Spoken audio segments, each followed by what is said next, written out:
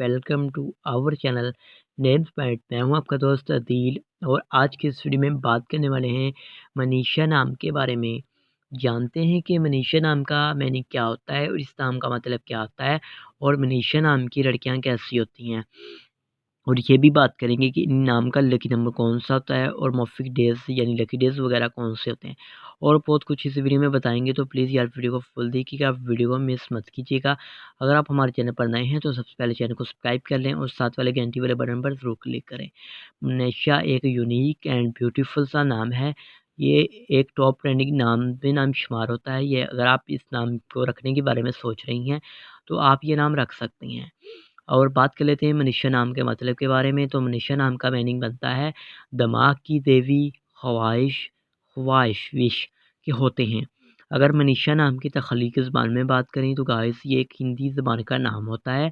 Manisha jeans लड़की होती है, यानी लड़कियों के लिए हम नाम रख सकते हैं। और मनीषा नाम का लकी नंबर 3 माना जाता है। गाइस मनीषा नाम का मज़ाहिब हिंदू होता है और मनीषा नाम के हामी नंबर 1, 4, 7 और 10 होते हैं। गाइस अगर बात की जाए कि मनीषा नाम के बेहतरीन वक़्त में क्या शामिल होता है, तो 3 पीएम से लेकर 5 पीएम तक इनके 2 बेहतरीन घंटे माने जाते हैं।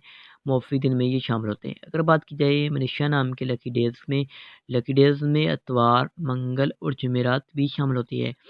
गाइस बात करें कि इस नाम की लड़कियां कैसी होती हैं, तो आप लीडर बनना चाहती हैं, आप चाहती हैं कि लोग आपके पीछे चलें और आप लोगों की हीरो और रहबर बने।